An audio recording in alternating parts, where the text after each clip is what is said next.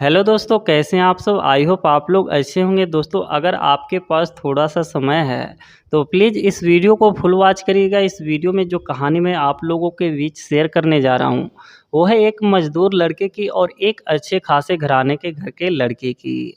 और ये कोई बनी बनाई कहानी नहीं है, बिल्कुल सच्ची घटना पे आधारित है। एक अनजान से मिलन से ये सफ़र शुरू होता है और 3 महीने एक साथ एक रूम में बिताते हैं और उस दौरान अपने रिश्ते को पवित्र रखते हैं। और उसी दौरान जब एक दूसरे के अंदर प्यार पनप रहा होता है तभी एक दूसरे से बिछड़ जाते हैं और फिर सालों बाद जाकर के एक दूसरे से मिलते हैं। सोचिए वो पल कैसा रहा होगा। तो चलिए स्टोरी को शुरू से शुरू करते हैं। दोस्तों, ये बात है 2021 की। उत्तर प्रदेश के बस्ती ज़िले के रहने वाला लड़का राजीव की, जो कि कानपुर के केमिकल फैक्ट्री में काम करता था। उसकी जो पर मंथ की तनख्वाह थी वो लगभग 16 से 17 हज़ार रुपये के करीब थी। एक दिन जब वो देर रात काम से अपने घर लौट रहा होता है, अपने रूम पे लौट रहा होता है, तभी रास्ते में उसको पेशाब लग जाती है। वो अपने बाइक को साइड में लगा करके झाड़ियों की तरफ चला जाता है पेशाब करने के लिए। जैसे वो अपने पैंट के जेब को खोलता है, झाड़ियों में कुछ हरकत होती है। दोस्तों, दरअसल बात ये होती है कि उस झाड़ी में एक लड़की छुपी हुई रहती है। जैसे ही राजीव वहाँ पे पहुँचता है, पैंट के जेब को खोलता है, वो लड़की जो होती है वहाँ से उठ कर के जाने लगती है। अब राजीव जो होता है ये समझ नहीं पाता है कि कौन है क्या है, क्योंकि उस झाड़ी से निकल कर के कोई जा रहा होता है। अब अंधेरा होने के कारण उसको ये समझ में नहीं आता है कि ये कोई लड़का है लड़की है क्या है, उसको कुछ अता पता नहीं होता है। लेकिन फिर भी राजीव जो होता है उसका पीछा करता है, उसके करीब जाता है, उससे पूछता है कि तुम कौन हो। सामने से कोई जवाब नहीं आता है। फिर राजीव ये होता है कि राजीव उसके हाथ को पकड़ लेता है। लड़की जो होती है हाथ को झटकती है और बोलती है, मुझे जाने दो, मुझे छोड़ दो। तब राजीव को जाकर के पता चलता है कि ये एक लड़की है। तो उसे पकड़े रहता है और पूछता है कि तुम कौन हो, तुम्हारा नाम क्या है, तुम्हारे माता पिता का नाम क्या है और तुम यहाँ पे क्या कर रही हो। लड़की फिर भी कोई जवाब नहीं देती है। लड़की बस इतना ही कहती है, मुझे जाने दो, मुझे छोड़ दो। राजीव फिर भी उसके हाथ को पकड़े रहता है। उसको मामला कुछ संदिग्ध लगता है। वो बार बार पूछते रहता है कि तुम्हारा नाम क्या है, तुम्हारे माता पिता का नाम क्या है और तुम यहाँ पे इस समय क्या कर रही हो। लड़की कोई जवाब नहीं देती है। लेकिन राजीव जब बार बार एक ही क्वेश्चन करता रहता है तो लड़की झिल्लाते हुए बोलती है कि मैं मरने जा रही हूँ, तुम भी मरोगे क्या। दोस्तों, दरअसल बात ये होती है कि लड़की जो होती है अपने घर से भागी हुई रहती है। उसके घर से जो रेलवे ट्रैक की दूरी होती है लगभग 5 किलोमीटर के करीब होती है। और जब लड़की रेलवे ट्रैक के पास आती है तो ये होता है कि वहाँ पे ट्रेन कोई आती जाती नहीं रहती है। लड़की जो होती है आत्महत्या करने के इरादे से यहाँ पे आई हुई थी। लेकिन जब यहाँ पे पहुँचती है तो कोई ट्रेन आ जा नहीं रही थी। तो क्या करती है कि झाड़ियों में बैठ जाती है और ट्रेन का वेट कर रही होती है। झाड़ियों से जो ट्रैक की दूरी होती है लगभग 50 मीटर की दूरी होती है और लड़की वहाँ पे बैठी रहती है और ट्रेन का वेट कर रहती है कि जैसे ही कोई ट्रेन आएगी मैं उसके सामने चली जाऊँगी और मेरी मौत हो जाएगी। इतने में राजीव आ जाता है और ये सब कुछ हो जाता है। राजीव अभी भी उसका हाथ पकड़े हुए रहता है और कहता कि ऐसा क्या हो गया है तुम्हारे पास कि मरना ही सब कुछ का हल समझ रही हो। कुछ तो बताओ, कुछ तो समझाओ। क्या परिवार में धोखा मिला है, प्यार में धोखा मिला है, कुछ तो बताओ, कुछ तो समझाओ। लड़की कुछ नहीं बोलती है। लड़की इतना ही बोलती है कि देखो मुझे छोड़ दो, नहीं तो मैं चिल्लाना शुरू कर लूँगी। राजीव जो होता है ये सुनकर के ये कहता है कि देखो अच्छी बात है, तुम चिल्लाओगे तो और भी लोग आएँगे, देखेंगे कि तुम यहाँ पे कर क्या रही हो। इसी बीच होता है दोस्त ये कि मतलब सामने से ट्रेन आती हुई दिखती है, उसका हॉर्न सुनाई देता है। लड़की जो होती है लड़के के हाथ से अपने हाथ को छुड़ाती है और ट्रैक की तरफ भागने लगती है। तो राजीव जो होता है दौड़ करके उसको पकड़ता है और अपने हाथों से उसको जकड़ लेता है और तब तक नहीं छोड़ता है जब तक कि वहाँ से ट्रेन क्रॉस न कर जाए। अब ट्रेन जैसे ही क्रॉस कर जाती है, राजीव जो होता है उसको थोड़ा-सा रिलीफ़ देता है, थोड़ा-सा अपने हाथों को हल्का करता है और फिर से पूछना शुरू कर लेता है कि क्या हो गया तुम्हारे साथ? कुछ तो बताओ, कुछ तो समझाओ। सिर्फ़ कह रही हो मरने जा रही हूँ, मरने जा रही हूँ, कुछ तो बताओ, कुछ तो समझाओ कि मुझे भी पता चल सके कि तुम मरना क्यों चाहती हो। लड़की फिर भी कोई जवाब नहीं देती है। फिर लड़का कहता है कि देखो, तुम 10 से 15 मिनट मेरी बात सुनो, मेरी बात सुनो। मेरी बात सुनने के बाद तुमको जो मन में आए वो करना, लेकिन 10 से 15 मिनट मेरी बात सुनो। राजीव समझा ही रहा होता है कि तब तक दूसरी ट्रेन आ रही होती है। लड़की फिर से भागना शुरू कर लेती है। लड़का जो होता है फिर से उसको जकड़ लेता है अपने हाथों से और जब तक ट्रेन नहीं जाती है तब तक वो पकड़े रहता है। जैसे ही दूसरी ट्रेन भी क्रॉस कर जाती है, अब लड़की चिल्लाते हुए बोलती है कि ना लोग चैन से जीने देते हैं, ना लोग चैन से मरने देते हैं। इतने में राजीव कहता है कि देखो मैं एक मज़दूर हूँ, मेरी गाड़ी जो है यहाँ से दूर खड़ी है, हो सकता है वहाँ से कोई लेकर चला जाए, तो ऐसा करो तुम मेरे साथ मेरे बाइक के पास चलो फिर बात करते हैं। और लड़की बोलती है कि तुम जाओ मैं नहीं जाऊँगी, मतलब वो अपने ज़िद पे अड़ी रहती है। तब राजीव बोलता है कि देखो ऐसा है कि तुम अगर ये ठान लियो कि आज तुम यहाँ से नहीं जाओगे, तो मैं भी ये ठान लिया हूँ कि आज तो मैं तुम्हें मरने नहीं दूँगा, तुम लाख कोशिश करो तुम भी यहीं रहो और मैं भी यहीं रहूँगा। चलो कितना देर तक रहती हो मैं भी तुम्हें देखता हूँ। अब लड़की को लगता है कि ये मानने वाला नहीं है, ये आज मुझे छोड़ेगा नहीं, तो लड़की फ़िलहाल ये करती है कि उसके साथ उसके बाइक तक जाने के लिए तैयार हो जाती है। जैसे ही दोनों बाइक के पास जाते हैं, राजीव कहता है कि तुम बताओ तुम्हारा घर कहाँ है? तुम्हें मैं तुम्हारे घर पे छोड़ देता हूँ। लड़की जो होती है वो कहती है मेरा कोई घर नहीं है। इतने में राजीव ये कहता है कि ऐसा करो तुम मेरे घर पे चलो, मेरे रूम पे चलो और तुम सुबह अपने घर पे चली जाना। फिलहाल दोनों बाइक पे बैठते हैं। राजीव जो होता है अपने रूम पर लेकर के जाता है। जब रूम के पास लड़की पहुँचती है तो लड़की देखती है कि चारों तरफ सन्नाटा है। अब 7 से 8 का समय हो रहा होता है तो लोग अपने घरों में हो जाते हैं, घरों में चले जाते हैं। अब बाहर पूरी सन्नाटा होती है और राजीव जो होता है ये कमरा किराए पे लेकर के रहता था, तो लड़की को होता है कि थोड़ा-सा संदेह हो जाता है राजीव पे कि कुछ गलत ना कर दे। अब राजीव जो होता है थोड़ा-सा ये चीज़ें समझ जाता है कि लड़की के मन में थोड़ा डर चल रहा है, तो क्लियर कर देता है, देखो मैं वैसा लड़का नहीं हूँ जैसा तुम समझ रही हो, तुमको कुछ भी नहीं होगा, तुम मेरे साथ चलो और सुबह में चली जाना। फिलहाल लड़की जो होती है उसके साथ उसके रूम में चली जाती है। अब राजीव जो होता है जो रूखा-सूखा बचा होता है, सब्ज़ी और रोटी बनाता है और सब्ज़ी रोटी बना कर के 2 प्लेट में निकालता है और लेकर के लड़की के पास आता है और बोलता है कि तुम भी खा लो और मैं भी खा लेता हूँ। तो लड़की बोलती है कि नहीं मैं नहीं खाऊँगी, तुम खा लो, मुझे खाना-वाना नहीं खाना। तब राजीव कहता है कि ऐसे कैसे हो सकता है कि तुम खाना ना खाओ और मैं खा लूँ, ऐसा बिल्कुल भी नहीं हो सकता है। ऐसा करो तुम भी खा लो, जो होगा कल देखा जाएगा, कल तुम अपने घर चली जाना, फ़िलहाल अभी खाना खाओ फिर सो जाओ, कल तुम अपने घर चली जाना। लड़की बोलती है नहीं मुझे नहीं खाना। लाख मनाने के बाद भी राजीव के लड़की जो है खाना नहीं खाती है, तो फ़िलहाल राजीव जो होता है दोनों प्लेट को उठाता है और साइड में रखता है और कहता है कि देखो मुझे सुबह में ड्यूटी जाना होता है, तो ऐसा करो तुम चारपाई पे सो जाओ और मैं नीचे सो जाता हूँ। फ़िलहाल वो चद्दर-वद्दर लेता है, बिछाता है और अपने मुँह पे चद्दर डालता है और सो जाता है। लड़की जो होती है वो भी अपने चारपाई पे लेट जाती है, कभी राजीव को देखती है, कभी उसके मन में इधर-उधर कुछ बातें चल रहे होते हैं, सोचते रहती है। अब राजीव फिर से उठता है और कहता है कि देखो हो सकता है कि तुमको लाइट में सोने की आदत ना हो, तो तुम लाइट बंद कर दो और फिर सो जाओ। फिर से राजीव जो होता है अपने इतना कह कर के अपने चेहरे पे चादर डालता है और सो जाता है। अब लड़की सोच ही रही होती है क्योंकि उसके मन में तो लाखों सवाल इधर-उधर हो रहे होते हैं। अब सोचते-सोचते लड़की जो होती है वो राजीव के कंबल को खींचती है और बोलती है ऐसा करो खाना खा लो। तो लड़का बोलता है कि देखो ऐसा है जब तक तुम नहीं खाओगे तब तक मैं भी नहीं खाऊँगी। तो लड़की कहती है चलो कोई नहीं मैं भी खाना खाऊँगी, चलो दोनों मिल कर के खाना-वाना खा लेते हैं। तो राजीव होता है उठता है, दोनों प्लेट लाता है, फिर दोनों साथ में खाना खाते हैं। खाना-वाना खा के लड़की जो होती है वो चारपाई पे सो जाती है और लड़का जो होता है वो नीचे अपना चद्दर-वद्दर डाल कर के फ़िलहाल दोनों सो जाते हैं। और जैसे ही सुबह होता है लड़की जो होती है सुबह जल्दी उठ जाती है और देखती है कि रूम में थोड़े कचरे वगैरह पड़े हुए रहते हैं।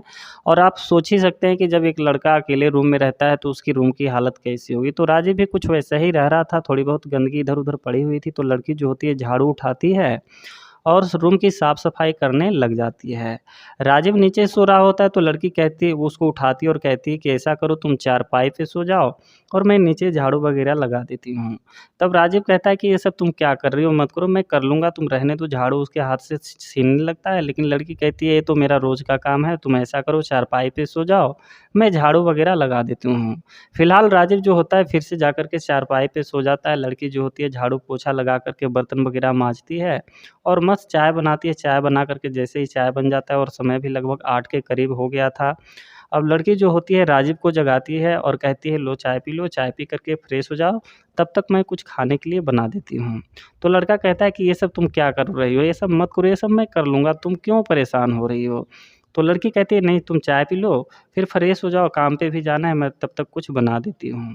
तो दोनों चाय पीते हैं, चाय पीने के बाद राजीव फ्रेश होने चला जाता है। लड़की जो होती है पराठा और सब्ज़ी बना देती है, फिर दोनों साथ में खाते खाना-वाना ख़त्म करके राजीव जो होता है ड्यूटी पे जाने के लिए तैयार हो जाता है और जाते-जाते लड़की के हाथ में 1000 रुपये देता है और कहता है कि देखो मन में कुछ उल्टा-सीधा करने का ख़्याल मत लाना, रूम पे ही रहना, मैं जल्द शाम को वापस आ जाऊँगा।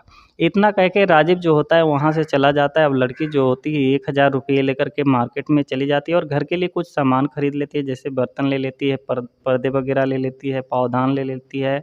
ऐसे-ऐसे काफ़ी सारे चीज़ें ले लेती है, साथ ही साथ भगवान के 1-2 फ़ोटो ले लेती है और ला कर के रूम पे सजा देती है और रूम तो ऑलरेडी साफ़-सफ़ाई कर ही दी थी, अब ला कर के रूम को अच्छे से सजा देती है और खुद भी नहा धो लेती है। और होता यहाँ पे ये है कि लड़की के पास तो एक ही कपड़ा होता है, तो लड़की ये करती है कि राजीव का जो लोअर टी-शर्ट होता है उसी को पहन लेती है और रूम पे ही रहती है। और जैसे-जैसे शाम होता है, और राजीव भी जो होता है जो वहाँ से अपने फैक्ट्री से जल्द छुट्टी ले लेता है, 6 बजे करीब छुट्टी लेता है और ले कर के आने लगता है। और रास्ते में उसे याद आता है कि लड़की के लिए खाने के लिए कुछ ले लेना चाहिए, तो वो मार्केट से कुछ खाने-पीने के सामान खरीदने लग जाता है, जैसे मोमो हो गया, बर्गर हो गया।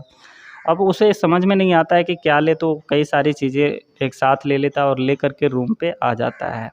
जैसे ही रूम पे आता है, देखता है रूम बिल्कुल चकाचक है, सजा-धजा है, बिल्कुल साफ़-सुथरा है और लड़की जो होती है वो उसकी लोअर टी-शर्ट पहने हुई रहती है और उस लड़की जो होती है राजीव को देख कर के शर्मा जाती है। फिर राजीव जो होता है कहता है इतना सब करने की क्या ज़रूरत थी, लेकिन चलो जो भी है अच्छा है। फिर जो सामान लेकर के आया हुआ रहता है लड़की को दे देता है, तो लड़की कहती है इतना सब लाने की क्या ज़रूरत थी? तो राजीव कहता है मुझे क्या पता तुम्हें खाने में क्या अच्छा लगेगा, क्या अच्छा नहीं लगेगा, तो मैंने इतनी सारी चीज़ें ले ली है, जो तुम्हें अच्छा लगे वो तुम खा लो। अब दोस्तों धीरे-धीरे शाम का समय हो चला होता है और राजीव जो होता है इतना सारा सामान लेकर के ऑलरेडी आ चुका होता है, तो दोनों प्लान बनाते हैं कि खाना-वाना बनाने की ज़रूरत तो है ही नहीं, क्योंकि ऑलरेडी इतने सारे सामान आ चुके हैं, तो इसी को खा के ख़त्म करते हैं और शाम को खाना-वाना नहीं बनाते हैं। तो दोनों साथ में बैठ कर के खाने लग जाते हैं, खाना-वाना ख़त्म करके दोनों आपस में फिर बात करने लग जाते हैं। बात करते-करते राजीव फिर उसी टॉपिक पे आ जाता है कि ऐसा क्या हुआ तुम्हारे पास कि ये सब चीज़ें करने के लिए तुम मजबूर हो गई थी, कुछ तो बताओ क्या हुआ था? प्यार में धोखा मिला, क्या हुआ कुछ तो बताओ? तब लड़की बोलती है पागल हो क्या, ऐसा कुछ भी नहीं है। तब फिर से राजीव कहता है कि मतलब क्या हुआ था कि मतलब तुम अपनी लाइफ़ को ख़त्म करना चाहती थी, ऐसा क्या हुआ कुछ तो बताओ अब? हमें भी पराया मत समझो, कुछ तो बताओ जिससे हमें भी समझ में आए। अब लड़की जो होती है वो रोने लग जाती है, तो राजीव उसको चुप कराता है, बोलता है पहले बताओ तो सही तुम्हारे साथ हुआ क्या है? तब लड़की बोलती है कि मेरा नाम रेखा है, मैं बीकॉम फाइनल ईयर की पढ़ाई कर रही थी, तभी मेरी माँ का देहांत हो गया था और मेरे पिताजी हैं सूरजभान, जिनकी उम्र 50 से 55 के करीब है। दोस्तों दरअसल यहाँ पे बात ये होती है कि रेखा जो होती है बीकॉम फाइनल ईयर की पढ़ाई कर रही होती है, तभी इसकी माँ की देहांत हो जाती है और इसके जो पिता होते हैं सूरजभान, इनकी उम्र 50 से 55 के करीब होती है। और देहांत होने के बाद ये होता है कि जो आस-पास के लोग होते हैं, जो गाँव के लोग होते हैं, वो इनके पिता को समझाते हैं कि अभी तुम्हारी उम्र ही क्या हुई है, बाप-बेटी कब तक अकेले रहोगे, कितने दिन अकेले रहोगे और कैसे अकेले रह पाओगे, ऐसा करो तुम दूसरी शादी कर लो। अब लोगों के बार-बार कहने पे इनके जो पिताजी होते हैं दूसरी शादी कर लेते हैं। और दोस्तों जब दूसरी माँ रेखा की आती है, तो इसकी जो व्यवहार रेखा के प्रति होता है वो बिल्कुल भी अच्छा नहीं होता है। पहले तो इसकी जो दूसरी माँ होती है वो ये सोचती है कि किसी तरह से इसकी पढ़ाई छूट जाए। इसके लिए वो बहुत सारा दिमाग लगाती है, मतलब इतना तक करती है कि पहले तो वो घर के कामों में रेखा को उलझाए रहती है और किसी तरह से रेखा घर के काम को भी निपटा कर के अपने कॉलेज जाती है। फिर भी अब यहाँ पे इसकी माँ ये दिमाग लगा लेती है कि 2-4 जानवर भी ला कर के दे देती है कि घर के काम ख़त्म होगा तो जानवर वग़ैरह देखेगी। इस तरह से रेखा का बिल्कुल जो पढ़ाई था उसको रोक दिया गया। अब रेखा जो है बहुत फ्रस्ट्रेट हो जाती है, फिर अपने रिश्तेदारों को बताती है कि मेरे साथ ऐसा-ऐसा हो रहा है, मेरे को पढ़ने नहीं दिया जा रहा है। अब रिश्तेदार जो होते हैं उसके पिता से बोलते हैं, बताते हैं, तो उसके पिता यहाँ पे ये बोलते हैं कि क्या गलत कहती है, क्या गलत समझाती है, घर के काम ही तो करने के लिए कहती है और जानवर जो लेकर आई है वो हम लोगों के लिए ही तो है, तो क्या गलत समझाती है, क्या गलत बताती है? और पढ़ लिख कर के करेगी भी तो करेगी क्या? घर के काम सीखेगी तो आगे चल के काम आएगा। अब भाई रेखा का जो दिल होता है बिल्कुल ये बातें अपने पिता के मुँह से जब सुनती है तो इसकी जो दिल होता है बिल्कुल टूट-सा जाता है। अब करे भी तो करे क्या, परिवार को भी सुनाती है तो परिवार वाले भी यही कहते हैं कि वो तुम्हारे माता-पिता हैं, वो तुम्हारे भला के लिए बताते हैं, भला के लिए समझाते हैं और तुम्हारे भला ही चाहेंगे। और हो सकता है आगे चल के तुम्हारी शादी भी करवा देंगे, क्योंकि तुम्हारी उम्र भी हो चली है, 21 से 22 की हो गई, तो तुम्हारी शादी भी करवा देंगे और तुमको करना भी पड़ेगा। अब रेखा जो होती है पूरी तरह से फ्रस्ट्रेट हो जाती है, पूरी तरह से परेशान हो जाती है, करे तो करे क्या? लेकिन दोस्तों इसकी जो बड़ी बहन सोनाली होती है वो इसका सपोर्ट करती है। वो कहती है कि तुम मेरे घर पे आ जाओ, यहीं पे पढ़ाई लिखाई करना और यहीं पे रहना। अब रेखा के जान में जान आता है और उसको लगता है चलो कोई तो मेरे सपोर्ट में है। बहरहाल रेखा जो होती है अपने घर से अपने बहन के ससुराल चली जाती है और वहाँ पे जाकर के पढ़ाई लिखाई करने लग जाती है। लेकिन दोस्तों यहाँ पे भी जो रेखा होती है चैन से नहीं रह पाती है, क्योंकि इसका जो जीजा होता है उसका इरादा इसके प्रति गलत होता है। और रेखा जो होती है वो सोचती है कि मैं अपने बहन को बताऊँ या ना बताऊँ, क्योंकि ये एक घर जो है ऑलरेडी ख़राब हो रखा है, दूसरा जो घर है वो भी ख़राब हो जाएगा। तो रेखा जो होती है चुपचाप फिर अपने बहन के घर से अपने घर पे वापस आ जाती है और जब वापस आती है तो फिर से इसके साथ वही चीज़ें होने लगता है, वही सब कुछ होने लगता है कि दिन भर घर का काम करना और घर का काम ख़त्म हो तो फिर जानवरों में लग जाना। और जब रेखा कुछ कहती तो रेखा को कुछ सुना भी देती उसकी माँ कि अब तो बाहर से पढ़ कर आई है, ये है, वो है, मतलब दुनिया भर की बातें सुनाने लग जाती थी अगर रेखा कुछ कहती तो। अब ये है कि रेखा का ज़िंदगी एकदम बेकार हो चुका था। मतलब बद से बदतर तो कर ही दी थी, इसकी जो दूसरी माँ थी बद से बदतर कर दी थी। और अब उसके माता-पिता ये चाहते थे कि किसी तरह से इसकी शादी कर दिया जाए और इसको यहाँ से चला दिया जाए। ये सब बातें चल ही रही थी कि एक दिन ऐसा होता है कि एक लड़का आता है बिल्कुल छपरी टाइप का, मुँह में गुटखा भरे हुए और रेखा से आकर के बहकी-बहकी बातें करने लग जाता है। अब रेखा जो होती है कुछ समझ नहीं पाती कि चल क्या रहा है, हो क्या रहा है। ऑलरेडी इतने लोग थे परेशान करने वाला, तीसरा ये कहाँ से आ गया। दोस्तों दरअसल बात ये होती है कि ये जो लड़का होता है, ये रेखा से शादी करने के लिए रेखा को देखने आया हुआ रहता है, जो कि रेखा के दूसरी माँ का ही रिश्तेदार का कोई लड़का था। अब रेखा को जब ये सब बातें पता चलती है तो रेखा बिल्कुल टूट-सा ही जाती है, बिल्कुल बिखर-सा जाती है और उसकी शक्ल देख कर के एक तो होता है ना कि चलो अच्छा लड़का मिल गया जिसके साथ वो भी शादी करके चली जाए, क्योंकि ऑलरेडी वो भी घर में रहना नहीं चाहती थी। लेकिन लड़का ऐसा कि ऑलरेडी देखने में लग रहा है कि कुछ कर धर नहीं पाएगा, बस हमारी ज़िंदगी को बर्बाद कर देगा। अब रेखा जो है बिल्कुल फ्रस्ट्रेट हो जाती है, बिल्कुल परेशान हो जाती है। तब होता है कि वो उसको बस एक ही बात ये समझ में आता है कि अब मुझे जीना नहीं है। अब मुझे अपने लाइफ़ को ख़त्म कर लेना चाहिए। इसी इरादे से रेखा जो होती है अपने घर से किसी तरह बचते-बचाते रेलवे ट्रैक तक पहुँचती है और झाड़ियों में बैठ कर के ट्रेन का वेट करने लग जाती है। इतने में वहाँ पे राजीव आ जाता है और ये सब चीज़ें हो जाता है। जब राजीव ये सब बातें सुनता है तो राजीव हँसते हुए कहता है कि इतनी छोटी-सी बात के लिए तुम आत्महत्या करने जा रही हो, अपने लाइफ़ को ख़त्म कर देना चाहती हो। अगर इतनी छोटी-छोटी बात पे अगर लोग आत्महत्या करने लगे तो आधा दुनिया तो आज ही खाली हो जाएगी। तो कहता है कि इतनी छोटी-छोटी बात के लिए टेंशन मत लिया करो, बताओ तुम्हारे पढ़ाई में कितना खर्चा होगा, कितना लगेगा?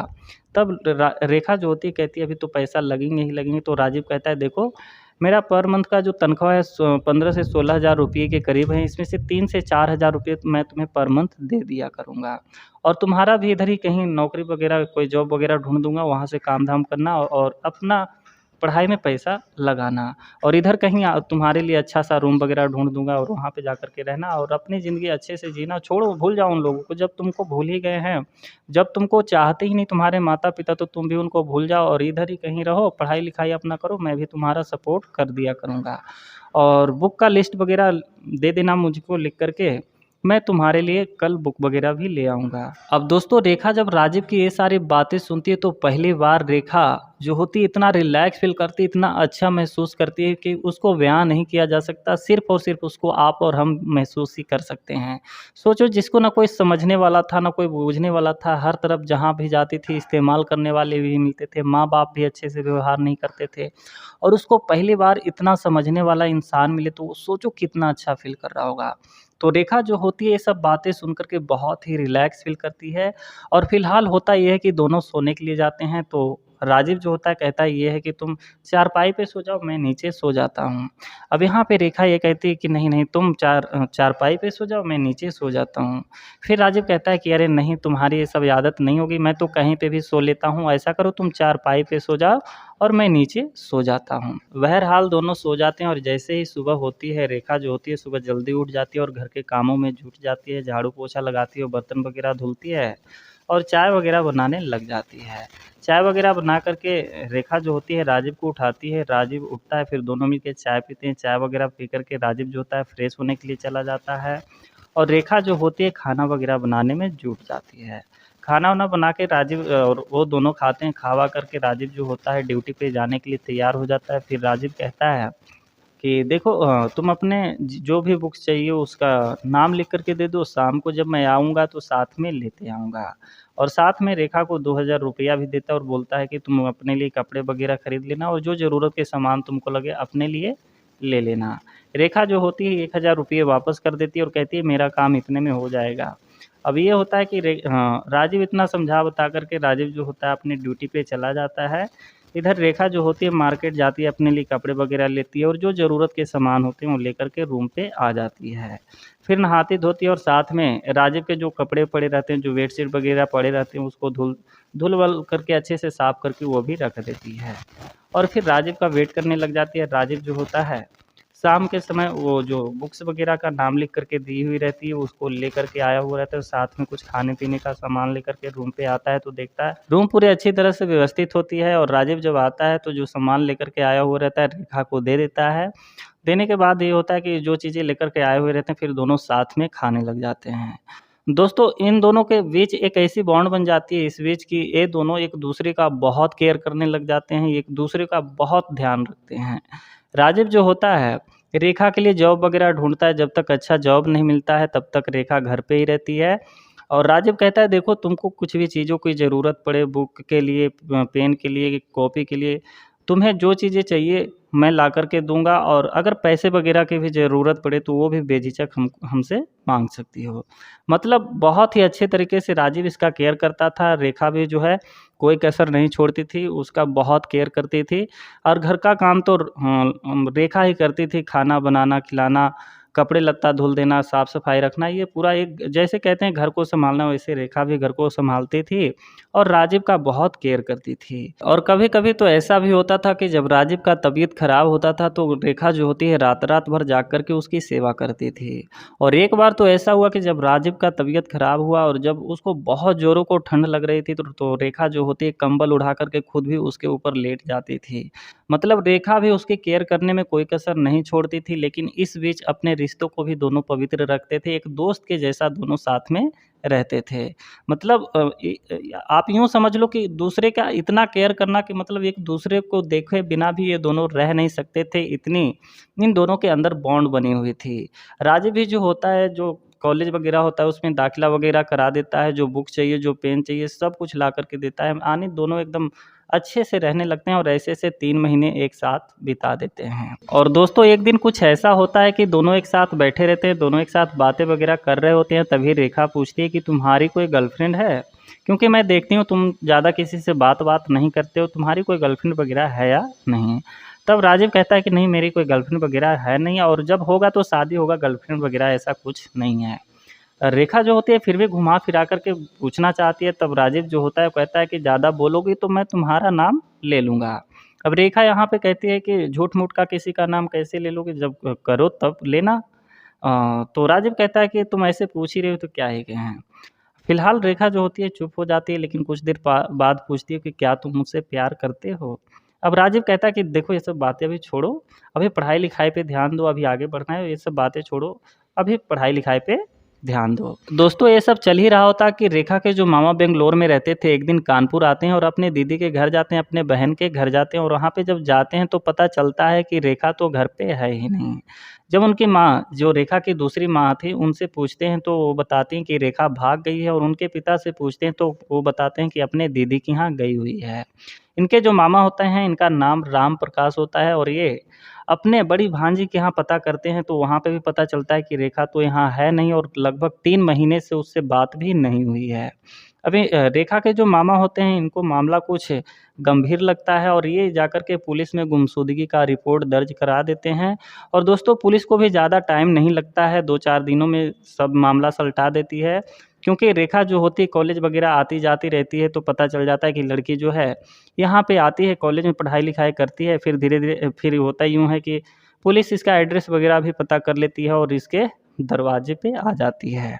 जब पुलिस राजीव के दरवाजे पे आती है और खटखटाती है, जब गेट खोलता है तो दोनों कमरे में मौजूद रहते हैं। अब पुलिस जो होती है राजीव को हिरासत में लेने लग जाती है, तो रेखा कहती है कि इसमें इसकी कोई गलती नहीं है, और कैसे यहाँ तक रेखा पहुँची, उसके साथ क्या-क्या हुआ और इसने कैसे सपोर्ट किया, सारा कुछ रेखा पुलिस वालों को बताई और कसम खा कर के भरोसा दिलाई कि हम लोगों के बीच में ऐसा कुछ भी नहीं है, प्लीज़ आप लोग गलत मत समझिए, और ये इसमें इसका कोई कसूर नहीं है। जब पुलिस वाले ये सब सारी बातें सुनते हैं तो उन इसके जो परिवार से आए हुए रहते हैं इसको लेने के लिए, उसको समझाते बताते हैं कि देखो यहाँ पे कोई बवाल करने की ज़रूरत नहीं है, आपकी लड़की मिल गई है और आपकी लड़की खुद बता रही है कि इसमें इस लड़के की कोई गलती नहीं, तो यहाँ पे कोई बवाल करने की ज़रूरत नहीं है, आप अपने लड़की को लेकर के घर जाइए आप आराम से। जब ये बातें रेखा सुनती है तो रेखा कहती है कि देखिए अभी मुझे 3 से 4 दिन यहीं पे रहने दीजिए, इसके बाद मैं चली जाऊँगी, क्योंकि अभी इसकी तबीयत ख़राब है तो अभी मैं नहीं जाऊँगी। लेकिन पुलिस वाले जो होते हैं वो कहते हैं नहीं, अभी के अभी तुम्हें इस घर से निकलना होगा। अब रेखा जो होती है अब करे तो करे क्या, जो सामान वग़ैरह पड़े रहते हैं उसको पैक करने लग जाती है और रोने लग जाती है, और राजीव के हाथ पकड़ के रोते-रोते उसको समझाती है कि देखो अच्छे से रहना, अ, टाइम से ड्यूटी जाना और टाइम से घर आना, अपने सेहत का ख़्याल रखना और दवा समय पे ले लेना, और बहुत ज़ोर-ज़ोर से रोने लग जाती है। अब राजीव करे तो करे क्या, उसको भी ये समझ में नहीं आ रहा है कि ये सब चीज़ें हो क्या गया। वो भी बिल्कुल सदमे में चला गया कि इतने अच्छे खासे, इतने अच्छे से रह रहे थे, इतने अच्छे से सब कुछ चल रहा था, ये बीच में ये सब क्या हो गया। राजीव भी जो है बिल्कुल टूट-सा जाता है। अब ये होता है कि उसके घरवाले जो होते हैं रेखा को लेकर के जाने लगते हैं। जैसे ही वो रूम से बाहर निकलती है, राजीव जो होता है धड़ाम से फर्श पे गिर जाता है और बहुत ज़ोर-ज़ोर से रोने लग जाता है। राजीव की रोने की आवाज़ रूम के बाहर भी आती है और इन लोगों के कानों तक भी जाती है, लेकिन इन लोगों का दिल बिल्कुल भी पसीजता नहीं है और रेखा को वहाँ से लेकर के चले जाते हैं। फ़िलहाल रेखा भी रोते हुए वहाँ से चली जाती है। फिर होता कुछ यूँ है कि उसके जो मामाश्री होते हैं रेखा को लेकर के बेंगलोर चले जाते हैं और वहाँ से उसकी आगे की पढ़ाई शुरू करवा देते हैं। अब इधर राजीव बिल्कुल अकेला-सा टूटा हुआ अपने घर में अकेला रह जाता है। अब होता यूँ है कि जो चीज़ें पास्ट में जो बीत चुकी होती है उसको याद करके बहुत रोता है, और जो आस-पास की चीज़ें को देखता है तो जो यादें उससे बसी हुई रहती है उसको देख कर के, उसको महसूस करके बहुत रोता है। बहुत अपने आप को सँभालने की भी कोशिश करता है, लेकिन करे तो करे क्या? अचानक से ये सब चीज़ें हो गई, उसको कुछ समझ में ही नहीं आ रहा कि करे तो करे क्या? फिलहाल जैसे-तैसे राजीव जो होता है अपने को सँभालता है और फैक्ट्री जाना शुरू करता है, लेकिन काम में कहाँ मन लगे, हमेशा उसके ख़्यालों में डूबा रहता था। और जैसे ही शाम होती थी पहले तो उसको रूम पे आने का मन नहीं करता था, क्योंकि रूम पे आता तो बस वही रोना-धोना बचा रहता उसकी ज़िंदगी में। और एक चीज़ें ये भी सताती कि जब भी वो शाम के समय आता था, रेखा के लिए कुछ न कुछ लेकर के आया करता था, ये चीज़ें भी उसको बहुत सताती थी। फिलहाल करे तो करे क्या, जैसे-तैसे उसकी ज़िंदगी बीत रही थी और एक दिन ऐसा आया कि फैक्ट्री में काम मंदा चलने की वजह से लेबर की छँटनी की जा रही थी, उसमें इसको भी छाँट दिया गया और इसको भी कंपनी से बाहर निकाल दिया गया। अब काम भी बंद, तो राजीव करे तो करे क्या, क्योंकि घर च रूम किराया के लिए, खाने-पीने के लिए उसको काम चाहिए, काम रहेगा तभी तो पैसा आएगा, तभी तो वो मतलब यहाँ पे रह पाएगा। तो होता यूँ है कि काम भी बंद हो जाता है, तो राजीव जो होता है फिर से अपने गाँव वापस लौट जाता है, बस्ती अपने गाँव चला जाता है और लगभग 2 साल अपने गाँव में ही रहता है, गाँव में ही बिताता है। उसके बाद काम के सिलसिले से दिल्ली चला आता है और यहाँ पे आकर के काम वगैरह ढूँढने लगता है, और उधर जो रेखा होती है इन 2 सालों में टेक्निकल और मैनेजमेंट के कोर्स करके दिल्ली में ही एक बड़े से कंपनी में आकर के नौकरी वगैरह करने लग जाती है। महीने का जो तनख्वाह होता है वो लगभग 70 से 80 हज़ार रुपये के करीब होता है। इधर राजीव काम के तलाश में घूम ही रहा होता है कि एक दिन न्यू दिल्ली के मोनिका में Mehta chemical private limited company में इंटरव्यू देने के लिए जाता है, और जब इंटरव्यू देने के लिए जाता है तो वहाँ पे 3 लोग इंटरव्यू ले रहे होते हैं, जिसमें से एक रेखा भी होती है। जब ये रेखा को देखता है तो इसके पैरों तले ज़मीन खिसक जाती है और ये हाथ जोड़ कर के उसको प्रणाम करता है। रेखा जो होती है अपनी कुर्सी को ठेलती है, बाहर ठेलती है, पीछे ठेलती है और वहाँ से भागते हुए आती है और राजीव को ज़ोर से गले लगा लेती है। अब साथ में वो जो 2 इंटरव्यूअर थे वो पूरी तरह से कन्फ्यूज़ हो गए कि मतलब ये चल क्या रहा है, हो क्या रहा है? अभी तक तो ये किसी को भाव नहीं देती थी, किसी को समझती नहीं थी, और आज इसके अंदर कौन-सा करुणा जाग गया कि मतलब ये जा कर के उसको गले लगा रही है। तो अब तक तो इन लोगों को हर सवाल के जवाब पता रहता था, जो सामने वाले से पूछते थे उसका सवाल का जवाब पता रहता था। लेकिन ये जो सवाल अभी खड़ा हुआ था, उन दोनों को तो कुछ अता पता था नहीं। तो वो लोग आके पूछते हैं, भाई साहब आप कौन हो भाई साहब? तो ये कहता है, भाई साहब मैं तो एक मज़दूर हूँ। फिर रेखा से पूछने लग जाते हैं कि तुम इसके साथ ऐसा बिहेव क्यों कर रही हो, कौन है? तो रेखा कहती है कि ये मेरे सब कुछ हैं। आज मैं अगर यहाँ पे हूँ, इस मुकाम पे हूँ और ज़िंदा हूँ, तो इनके वजह से हूँ, इसलिए ये मेरे सब कुछ हैं। अब वो जो 2 इंटरव्यूअर थे, अभी तो उनको उतना कुछ समझ में नहीं आया, लेकिन कहें चलो अब क्या ही कर सकते हैं। तो होता ये है कि मतलब मिलने के बाद अब रेखा पूछती है कि मतलब कहाँ चले गए थे? तो मैं 2 से 3 बार तुम्हारे रूम पे गई, लेकिन तुम वहाँ पे नहीं मिले। फिर जो चीज़ें उसके साथ होता है, वो सारी चीज़ें बताता है कि कैसे वहाँ से उसको फैक्ट्री से निकाला गया, कैसे वो अपने घर गया, फिर कैसे-कैसे करके यहाँ पे आया। ये सारी बातें बताता समझाता है कि कैसे जाने के बाद बिल्कुल टूट-सा गया था। फिर रेखा भी कहती है कि मैं भी आपको बहुत याद करती थी और बहुत रोती थी। मैं ये सोच-सोच के बहुत परेशान होती थी कि आप कैसे रह रहे होंगे, कैसे खाना-वाना बना रहे होंगे, कैसे ड्यूटी जा रहे होंगे, ये सब सोच-सोच के बहुत परेशान होती थी। और जब आपके रूम पे गए, आप नहीं मिले, तो बस भगवान से यही दुआ करती थी कि भगवान किसी न किसी मोड़ पे एक बार मिला देना। अब राजीव कहता है कि मैं भी यही सोचता था कि भगवान किसी न किसी मोड़ पे मिला देना और उनको कामयाब ज़रूर से बनाना। अगर इतना हम लोगों ने किया, इतना झेला, तो भगवान उनको एक बार सफल तो ज़रूर बनाना। और आज देखो हम दोनों की दुआएँ भगवान ने कबूल कर ली है। तो रेखा कहती है, बिल्कुल सही कहा आपने। अब मैं आपको दूर नहीं जाने दूँगी, मैं आपसे बहुत प्यार करती हूँ और शादी करूँगी तो मैं आपसे ही करूँगी। अब दोस्तों होता ये है कि रेखा जो होती है अपने घरवालों को बताती समझाती है, अपनी फ़ैसला सुनाती है और महज़ 2 महीने बाद ही दोनों जो होते हैं कोर्ट मैरिज कर लेते हैं। लड़की के भी परिवार वाले आते हैं, मतलब रेखा के भी परिवार वाले आते हैं और राजीव के भी परिवार वाले आते हैं और दोनों आपस में कोर्ट मैरिज कर लेते हैं। तो दोस्तों ये कहानी आपको कैसी लगी कमेंट करके कमेंट बॉक्स में ज़रूर बताइए। देखा जाए तो ये कहानी एक मूवी के सीन के जैसी लग रही है, लेकिन ये बिल्कुल सच्ची घटना पे आधारित है। एक अनजान से मिलन से ये सफ़र शुरू होता है और ये है कि इसका जो अंत था बहुत ही प्यारा था, बहुत ही खूबसूरत था। कैसा लगा आपको ये कहानी कमेंट करके कमेंट बॉक्स में ज़रूर बताइएगा और ऐसे ही वीडियो को देखने के लिए चैनल को सब्सक्राइब करके बेल आइकन ज़रूर से प्रेस कर लें, ताकि जो भी वीडियो अपलोड हो उसकी नोटिफ़िकेशन आपको सबसे पहले मिल